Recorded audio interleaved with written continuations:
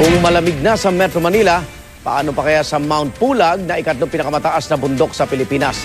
Ang nanunod sa butong lamig doon, dagdag pang-akit sa mga mahilig sa adventure at personal na naranasan ng saksing si Rida Reyes. Sa taas na 2,922 meters above sea level, playground of the gods ika nga ang matatanaw mula sa tuktok ng pinakamataas na bundok sa Luzon at pangatlo sa buong Pilipinas.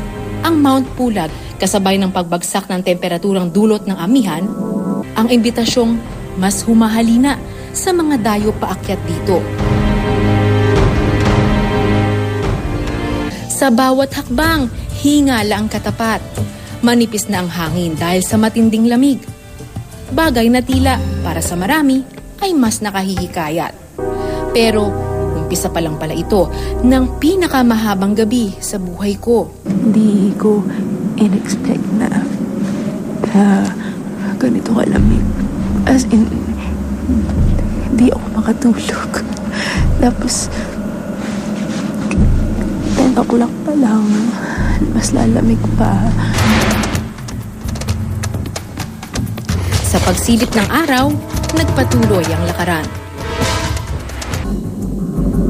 Binalot kami ng makapal na ulap at tagos sa butong lamig.